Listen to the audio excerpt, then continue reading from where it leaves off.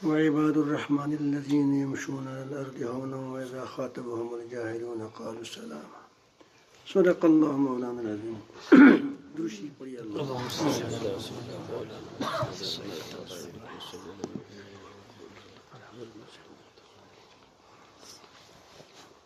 اللہ تعالیٰ جل جلالہ نے اس رکوع میں، یہ سورۃ الفرقان کی آخری رکوع ہے، اس میں اللہ تعالیٰ جل جلالہ نے اپنے خاص بندوں کے، یعنی مسلمانوں کے، ایمان والوں کے اخلاق اور ان کے کردار کو بیان فرمایا ہے کہ وہ کیسے ہوتے ہیں، اس کا کردار کیا ہوتا ہے، اس کے جذبات کیا ہوتے ہیں. یہ اللہ تعالیٰ جل جلالہ نے اس رکوع میں بیان فرمایا ہے، اور اس کی ابتدا اللہ تعالیٰ جل جلالہ نے وعباد الرحمن سے فرمایا.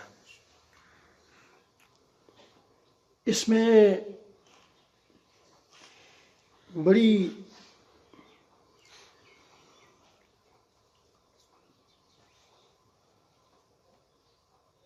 عزت بھی ہے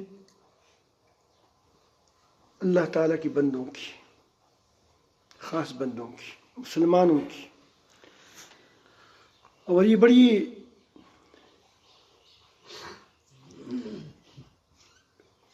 خوشی کی بات ہے کہ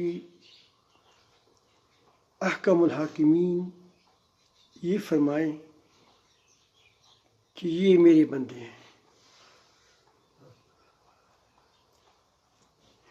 شیطان کی بندی نہیں ہے، میرے بندے ہیں. بڑی اعزاز کی بات ہے.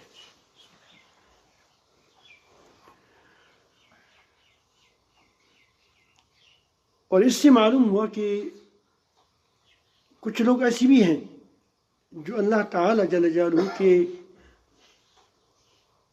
ناشکر ہیں، نافرمان ہیں، اور وہ اللہ تعالیٰ کی غلامی کی بجائے مخلوق کی غلامی میں مبتلا ہے اور اپنے آپ کو آزاد سمجھتے ہیں. امریکہ کی غلامی کرے گا، مال کی غلامی میں مبتلا ہوگا، مخلوق کی غلامی میں مبتلا ہوگا، تو یہ غلامیاں، جتنی غلامی ہے، یہ ساری غلامی کیا ہے؟ بدترین داغ ہے جو انسان کے ماتھے پر ہوتا ہے کہ لوگوں کے غلام بنے، اپنی ہی جیسے لوگوں کے غلام بنے. اس سے بڑی ذلت کیا ہوگی؟ یہی وجہ ہے کہ جب دوسروں کے آدمی غلام بن جاتا ہے تو وہ اس پر بھی فخر کرتا ہے کہ میں نے اپنے بچوں کو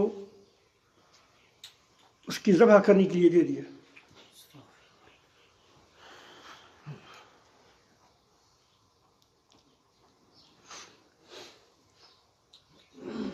تو یہ غلامی کا نتیجہ ہوتا ہے. یہاں جب آدمی اللہ تعالیٰ کی غلامی کو اختیار کرتا ہے، بندگی کو اختیار کرتا ہے، تو تمام مخلوق کے غلامیوں سے آزاد ہو جاتا ہے.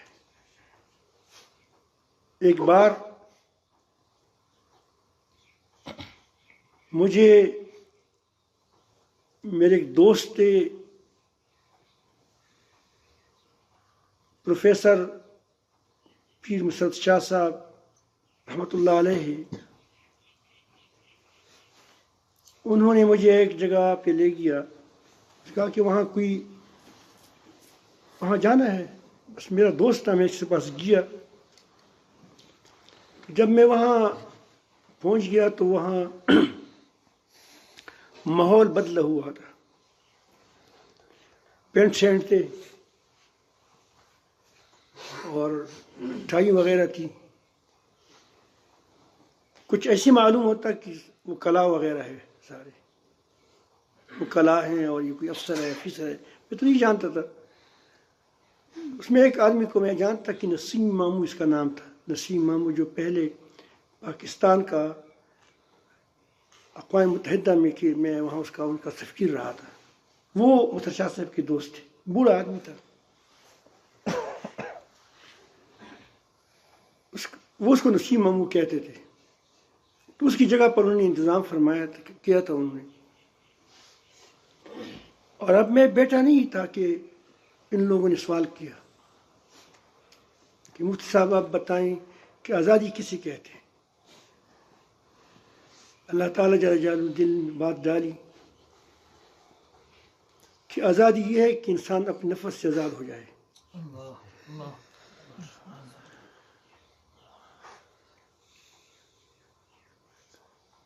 اور جب نفس سے آزاد ہو جائے گا تو صرف اپنے مالک کا غلام بن جائے گا جس نے اس کو پیدا کیا، اور اس کی غلامی میں اس کی سرخ ہوئی ہے.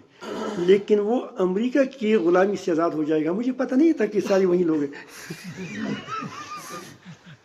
روس کی غلامی سے آزاد ہو جائے گا، ہندوستان کی غلامی سے آزاد ہو جائے گا، یہ افسروں کی غلامی سے بھی آزاد ہو جائے گا. وہ کہتے ہیں کہ عزت ذلت اللہ تعالیٰ کے پاس ہے، وہ مجھے سب کچھ دے گا. اب ان کا خیال یہ تھا کہ کہتے ہیں کہ اسلام میں آزادی ہے، ہم کہیں کہ وہی فلان ہے تو بڑی اس نے اپنی طرف سے سوالات جوابات بنائے تھے. لیکن اللہ تعالیٰ جل جلالہ نے رہنمائی فرمائی اور ان پر اللہ تعالیٰ نے روب ڈال دیا کہ اس نے آگے کچھ بات نہیں کہ کہو کہ بس چلو ناشتہ کر. میں بھی چپ رہا. تو اللہ تعالیٰ جل جلالہ نے یہاں فرمایا وعباد الرحمن، رحمان کے بندے. ایک بات اس میں بڑا لطف ہے، بڑا مزہ ہے. یہ مزہ اس کے لیے ہے جو اپنے خالق کا قدردان ہو، اپنے مالک کا قدردان ہو، اور اس بات کو سمجھتا ہو کہ سب کچھ میرے رب کے پاس ہے، میری عزتیں ذلتیں سب کچھ اس کے ساتھ وابستہ ہے، وہ ہر چیز کا مالک ہے. دوسری بات یہ کہ اللہ تعالیٰ نے یہاں عباد الرحمن فرمایا ہے. اللہ تعالیٰ کے بہت سے نام ہیں. جبار ہے، قہار ہے، سمیع ہے، علیم ہے، مجید ہے، حمید ہے، قدوس ہے.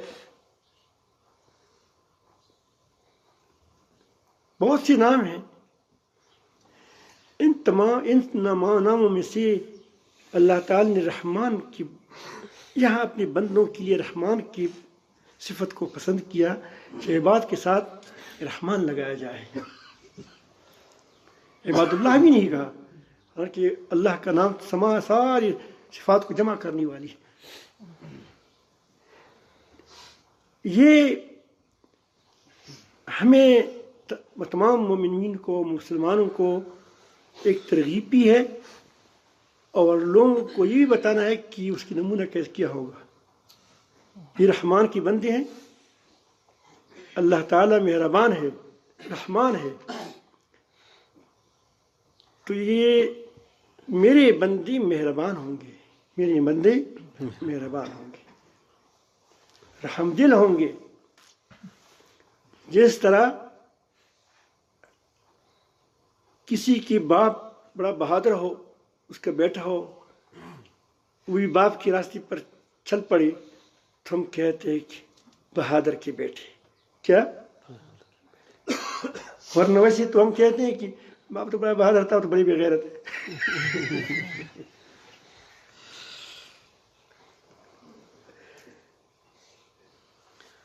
تو رحمان کی بندے مہربان ہوتے ہیں. ان کے کردار سے، اس کی اخلاق سے، اس کی گفتار سے، اس کے معاملات سے، ہر چیز سے رحم ٹپکی گی. اس کے سارے کام ایسے ہوں گے کہ اللہ رب العالمین جل جلالہ کی رحمت سے رنگین ہوں گے، اس کے اندر مہربانی ہوگی. یہ ہے وعباد الرحمن. یعنی پہلے سے پورا گویا اجمالی طور پر مسلمان کا کردار کو سامنے لایا یہ اس کا کردار ہے. جیسے ہم ایک ہی لفظ میں کسی چیز کی کیا نمونہ پیش کرتے ہیں، تو عباد الرحمن کے اندر ہی اللہ تعالیٰ نے اپنے بندوں کا پورا نمونہ پیش کیا کہ وہ کیسے ہوتا ہے. بس آپ سمجھ میں آ گئی بات کہ رحمان کے بندے مہربان ہوں گے اور ہر کام سے مہربانی ٹپکتی ہوگی. اس کی تلوار سے بھی مہربانی ٹپکتی ہوگی، اس کی قصاص سے بھی مہربانی ٹپکتی ہوگی، اس کی چور کے ہاتھ سے کاٹنے سے بھی کیا ہوگی؟ مہربانی ٹپکتی ہوگی، اور اس کی معاملات سے بھی کیا ہوگی؟ مہربانی اصول پر ہوں گے، اس کے چلتا ہوگا. پھر اس کے بعد اللہ تعالیٰ جل جلالہ نے سب سے پہلی جو چیز بیان فرمائی وہ تواضع فرمائی کہ میرے بندوں کا متواضع ہوں گے. عاجزی و درکار دا کہ ہر کمال تر اظہار دا. آج ایک عجیب چیز ہے کہ جس سے ہر کمال ظاہر ہوتا ہے. ایک بار رومیوں اور چینیوں کے درمیان آپس میں مقابلہ ہوا. رومی کہتے تھے کسی دونوں کاریگر تھے کسی جگہ تھے، تو رومیوں نے فخر کیا کہ ہم بڑے اچھی کاریگر ہیں، اور چینیوں نے کہا کہ ہم زیادہ اچھی کاریگر ہیں، نقش نگار ہیں، نقش میں ہم بڑی تیز ہیں. تو اس وقت کے بادشاہ نے ایک بڑا ہال دے دیا جو اس کا ڈھانچہ بنا ہوا تھا، باقی اس میں کام نہیں ہوا تھا. اس ڈھانچے کے درمیان بڑا لمبا ہال تھا، 100 فٹ 200 فٹ 500 فٹ. اس کے درمیان پردہ لگایا اور کہا کہ ایک طرف تم کام کرو، نقش نگار کرو، دوسری طرف دوسری کریں گے، ایک طرف چینی دوسری طرف رومی. پھر پردہ ہٹائیں گے، پھر دیکھیں گے کس کا ہنر اچھا ہے. تو جو لوگ نقش و نگار میں ماہر تھے، پارٹی مثلا تقریباً چینی تھی یا رومی تھے، انہوں نے بڑی بہترین پلستہ اور اس پر بڑا بہترین وہ نقش و نگار کیا. ایسا معلوم ہوتا تھا کہ گویا آدمی باغ کے اندر پھر رہا ہے. پھول پھل اور نہریں، بڑی عجیب منظر بنایا اس نے. اور دوسری طرف وہ بھی لگے رہے.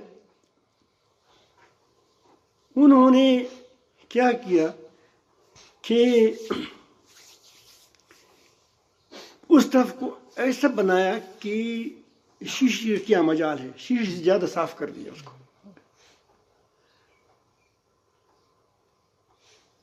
ایسی صاف کیا کہ ایسا معلوم ہوتا کہ آئینہ تو اس کے سامنے شرمندہ ہوتا تھا، ایسا صاف کیا. بہترین ترتیب کی اس نے. دونوں باہر آ گئے، ایک کسی کو نہیں دیکھا کہ اس نے کیا کیا، اس نے کیا کیا ہے.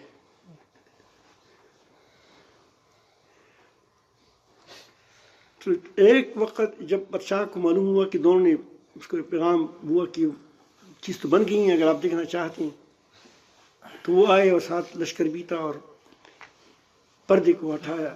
پہلے اس کو دیکھا، کس کو دیکھے، پھر پردے کو ہٹایا. پردے کو ہٹایا تو اس میں بھی وہی چیزیں تھیں، بلکہ اس سے زیادہ شاندار تھی، کیونکہ یہی کی جو چیزیں تھیں وہ وہاں نظر آتی تھی. جہاں جو نقش نگار یہاں تھا وہ اس سے آپ نے دیکھا ہو. کبھی کبھی آپ آئینہ دیکھیں، آئینہ ایسا ہوگا کہ آپ اتنے حسین نہیں ہوں گے، لیکن جب آئینہ تھوڑا سا آپ کے چہرے کو موٹا کرے گا اور شاندار بنائے گا. دیکھا ہے آپ نے کبھی؟ تو اس میں جب اس نے دیکھا، وہ دیکھا کہ یہ چیزیں تو وہی ہیں لیکن بڑی شاندار ہے، یہ کیسی بنائی ہے. اب اس کو پتہ نہیں چلتا کہ یہ آئینہ ہے. اس نے ایسے صاف کیا ہے کہ اس سے یہ آئینہ بن چکا ہے، اور اب یہ چیزیں وہاں نظر آتی ہیں اور ڈبل نظر آتی ہیں، کیونکہ یہاں آپ نے دیکھا ہوگا یہ میں چیز اس طرف دونوں طرف نظر آتی ہے نا، تو بڑی لمبی نظر آتی تھی. کمال کیا ہے لوگوں نے. اور اسے ہر چیز پہ ایسا نہیں کہ لگا کہ یہاں شیشہ نہ ہو، ہر طرف شیشہ تھا، تو اس لیے پتہ نہیں چلتا کہ کیا ہے. یہ تو ہماری مال سے بڑا بڑا مال اس نے بنا دیا. تو اگر آدمی اپنی انا کو کرچ لے، میں اس کو اتنا کرچ لے کہ اس میں کوئی گرد و غبار نہ رہے سینی میں، تو اس میں پھر اخلاق آ جائیں گے. کیا آ جائیں گے؟ اوپر کے اخلاق اس میں آ جائیں گے، اوپر کے اخلاق اس میں آ جائیں گے. میری بات میرے خیال میں آپ سمجھ گئے ہوں گے. جہاں سے اس دیوار کی دیوار وہاں دکھائی دیتے ہیں، تو اللہ کی تجلیات کو یہ قبول کرے گا. اللہ تعالیٰ تو بہت عظیم ہے. ہمارے پیمانے، ہمارے انداز میں وہ نہیں آتا اس کی بڑائی، لیکن اس کی چمک، اس کو تجلیاں کیا ہو جاتی ہیں، یہ نظر آئیں گی بندوں میں. یہ کب آئے گی؟ کہ جب اس کے اندر تواضع ہو. تواضع جتنا زیادہ ہوگا اتنا ہی کیا ہوگا، صاف ستھرا جتنا ہی نہ ہوگا اتنا اس میں اس پر تجلیاں پڑیں گی، اور اس کے اندر اتنے اخلاق اس کے اچھے ہو جائیں گے. اس کا اچھے اخلاق ہونے کا کیا ہے؟ اس کو کیا ہے؟ تزکیہ. کیا پہلے عجینہ صاف کیا، اس کو کیا ہے؟ اس نے تزکیہ کیا. اس نے کیا کیا؟ اس نے رگمال مارا، اس پر زنگ دور کیا، غلقش دور کیا. بہت اندر کا نگینہ بڑا صاف ہے. جب صاف نگینہ باہر آیا تو اس میں پھر وہ چیزیں نظر آتی ہیں، اس کے اندر اس کے وہ کمالات ظاہر ہوتے ہیں کہ لوگ دنگ رہ جاتے ہیں کہ عجیب آدمی ہے یہ تو.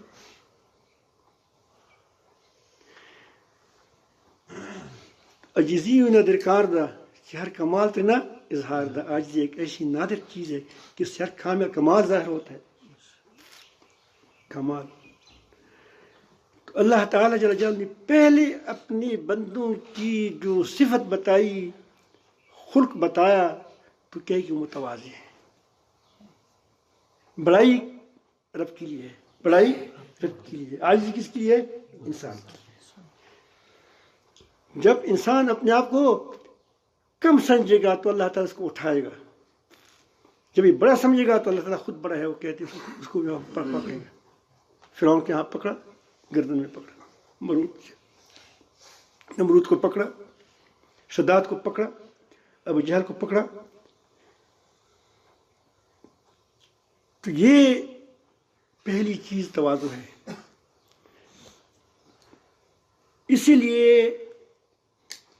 صوفیاء کرام، ہمارے مشائخ بزرگان دین نے ہمیشہ یہ کوشش کی کہ سالک جو اپنے رب کی طرف اس نے رخ کیا ہے کہ میں اپنے رب کی قرب کو حاصل کرتا ہوں، اس سے پہلے نمبر پر وہ اس سے کوشش یہ ہوتی ہے کہ اس سے یہ تکبر دور ہو جائے.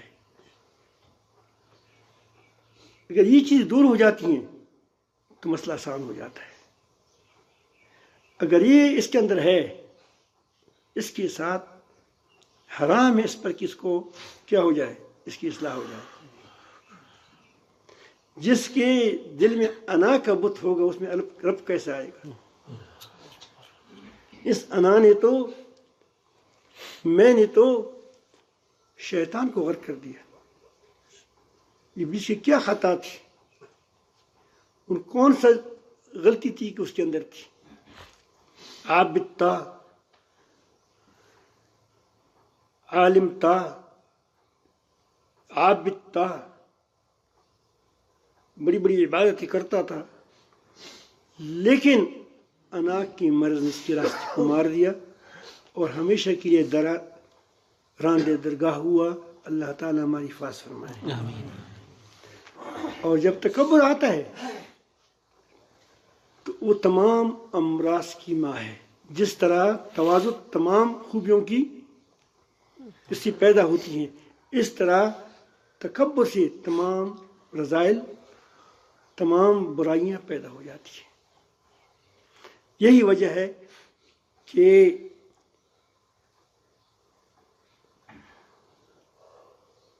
مشائخ یہی کوشش کرتے تھے کہ کس طرح اس کے ساتھ وابستہ لوگوں کی اندر تواضع آ جائے. تواضع بزدلی کا نام نہیں ہے. بزدلی یہ ہے کہ آدمی ڈرتا ہو، ڈرپوک ہو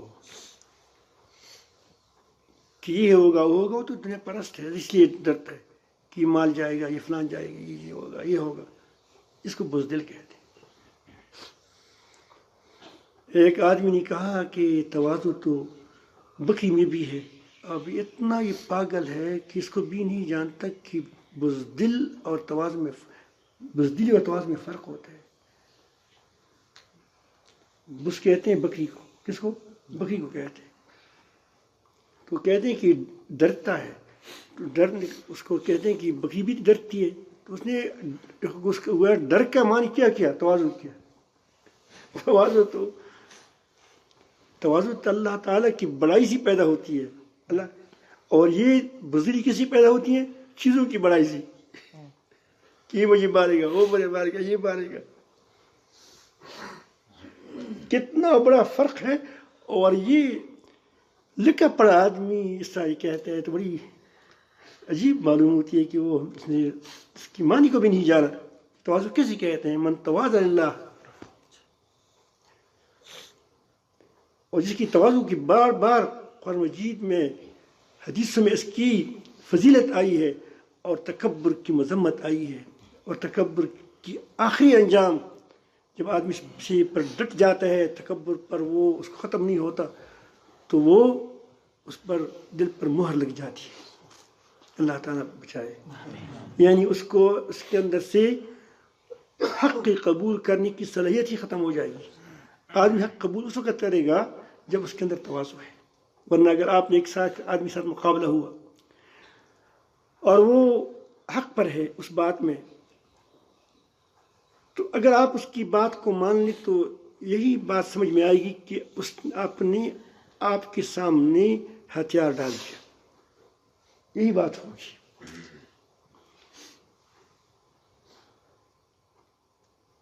تو جو آدمی حق کو تسلیم کرتا ہے، اس کا مطلب یہ ہے کہ اللہ تعالیٰ کی بڑائی اس کے دل میں ہے، اللہ تعالیٰ کی عظمت اس کے دل میں ہے. اسی لیے جب حق آتا ہے تو اس کے سامنے جھک جاتا ہے. شیطان نے اس حق کو قبول نہیں کیا کہ وہ حقدار تک اس کی کیا جائے، سلامی دی جائے. کس کو سلامی دی جائے؟ حضرت آدم علیہ السلام کو سلامی دی جائے. دیکھا کہ اس میں میرا وقار کمزور ہو جائے گا، میرا سر نیچے ہو جائے گا، وہ بڑا بن جائے گا، میں نیچے ہوں گا. یہ میں جونیئر ہوں، یہ جونیئر ہے، میں سینئر ہوں. یہ مسئلے کڑے ہوں گے.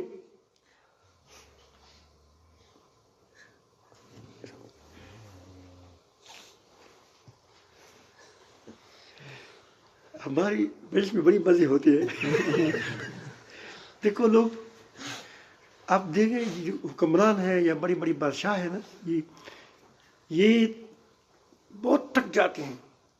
پھر راتوں کو اس کو نیند نہیں آتی بیچاروں کو. پھر اس کے لیے ڈاکٹر گولیاں تجویز کرتے ہیں، یہ گولی کھاؤ، یہ گولی کھاؤ. اور ہمارے اتنے عجیب لوگ ہیں الحمدللہ کہ مجلس کے اندر بیٹھے بیٹھے تکیہ لگایا ہے، ٹیک لگایا ہے، وہی اتنی نیند آتی ہے کہ خراٹے لیتے ہیں. یہ بڑی اس کے سکون ہے. کیا ہے؟ سکون کا ایک اعلیٰ درجہ ہے. اللہ تعالیٰ آپ کو سکون نصیب فرمائے، سکین نصیب فرمائے، لیکن تھوڑا سا بیدار بیٹھا کرے. درشی پڑے اللہ. تو میں عرض کرتا ہوں کہ اس نے حق کو قبول نہیں کیا، شیطان نے حق کو قبول نہیں کیا. دیکھ قرآن درگاہ ہوا. اس طرح اگر ایک آدمی 100 باتوں اس کے پاس حق ہے، وہ حق جو یقینی حق ہو. ایک تو اجتہادی مسائل ہے. اجتہادی مسائل میں بات سمجھ نہیں آتی، واضح ہے مجتہدین کی بات میں، کیونکہ وہ تو مسئلہ ہی اجتہادی ہے. جو اجتہادی مسائل نہیں ہیں، یقینی مسائل ہیں، تو جو اس میں ایک آدمی 100 باتیں کس کی ٹھیک ہے، 99 باتیں ٹھیک ہے، ایک بات غلط ہے واقعی، اور دوسری کی بات 100 غلطیاں ہیں، لیکن ایک اس کے اندر کیا ہے، وہ ٹھیک بات کرتا ہے. اب اس کے پاس اس ٹھیک بات آئی، اس کو تسلیم نہ کریں. یہ جو 100 باتوں والا ہے 99 باتوں والا ہے یہ متکبر ہے. وجہ کیا ہے کہ یہ جو 199 باتیں اس کی اپنی پہلے سے اس پر جا رہا تھا اس پر اس کی نام بنا تھا، عزت بنی تھی حق، لیکن حق سے بھی عزت بنتی ہے. اور ایک بات سے اس کی کیا ہوتی ہے ایک حق بات سے اس کی کیا ہوتی ہے، اس کو اپنی ایک کمزوری نظر آتی ہے تو وہ نہیں قبول کرتا. شیطان عابد تھا، عالم تھا، عاشق، لیکن کیا ایک بات سے اس کی کیا ہوتی تھی، اس میں کہ صبح کی نظر آتی اس کو، تو کیا ہو گیا، اسے تسلیم نہیں کیا اس کو. تو اسی لیے کہا جاتا ہے کہ تکبر تو یہ ہے، تواضع میں فرق کرنا چاہیے. تواضع یہ ہے کہ اپنے آپ کو دوسروں سے بڑا نہ سمجھے اور حق کے سامنے تسلیم ہو جائے. اور تکبر کیا ہے کہ دوسروں کو اپنے سے حقیر سمجھیں اور اپنے کو زیادہ کیا ہو جائیں، حق کے سامنے کھڑا ہو جائے، ڈٹ جائے، اس کے مقابلے میں ڈٹ جائے، حق کے مقابلے میں. یہ کیا ہے، متکبر ہے. تو کہیں بزدلی اور کہیں وہ تواضع اللہ تعالیٰ کی بڑائی سے پیدا ہوتی ہے. اور تکبر کی کچھ اسباب بھی ہیں. وہ اسباب کبھی ایسا ہوتا ہے کہ وہ آدمی کے ساتھ مال زیادہ آ جاتا ہے تو مال کی وجہ سے وہ کہتے ہیں، بڑا فخر کرتا ہے کہ میری عقل کی کمائی ہے. قارون نے کیا کہا کہ میری علم کی کمائی ہے. اس بات کو نہیں جانا کہ علم کس نے دیا ہے. تمہاری کھوپڑی اب تھوڑی جائے تو کیا ہو جائے، بہت سے تمہارے ساتھ تیرے طرح دیوانے پھر رہے ہیں. اب ایک آدمی دیوانہ ہو جائے تو اس کی عقل کہاں چلی گئی. کوئی کہتے کہ مجھے وراثت کی وجہ سے مل رہا ہے، میرا باپ اچھا آدمی تھا، بڑا مزدار تھا، تو آپ کا کیا کمال ہے. باپ سے وراثت میں اتنا مال مل گیا تو آپ کو کیا کمال ہے آپ کا. اور وراثت اس کو کسی ملی ہے، دینے والا تو اللہ تعالیٰ ہی ہے. تو یہ بات کبھی آدمی مال پر فخر کرے گا، اس کی نہیں ہے. اب دیکھتے ہیں کتنے مالدار کنگال ہو گئے، دیوالیہ ہو گئے، اور کتنے مفلس بڑی بڑی بنگلوں والے بن گئے. یا سرداری، بادشاہی، منصب وغیرہ پر لوگ تکبر کرتے ہیں، یہ بھی اللہ تعالیٰ کی طرف سے ہے. کتنے منصبدار ہیں کہ وہ جیل میں چلے گئے، وہ کتنے فقیر ہیں، یتیم ہیں کہ وہ سردار بن گئے. اللہ تعالیٰ کی شان. اور موت سب کا صفایا کرے گا، سرداری کا بھی صفایا کرے گا، مال کا بھی صفایا کرے گا، تمہاری قوت کا بھی صفایا کرے گا. آدمی قوت کی بازو پر فخر کرتے ہیں، تکبر کرتے ہیں. قوت تمہاری کیا ہے، اب فالج بن آ گیا تو کیا ہو گیا، رخصت ہو گیا. تمہارے ہاتھ بھی ختم، تمہاری زبان بھی توتلی ہو گئی، کوئی آپ کام نہیں کر سکتے. مر گیا تو سب کچھ ختم. تو حسن پر کوئی آدمی کبھی کبھی تکبر کرتا ہے کہ میں بڑا حسین ہو دیکھو کچ وچ ہے. ایک بارشت آدمی ہے، یہ میرے ساتھ ٹٹر کر رہا ہے، دیکھو بلی کی طرح اس کا چہرہ پتلا سا، یہ میرے ساتھ بات کر رہا ہے. بھائی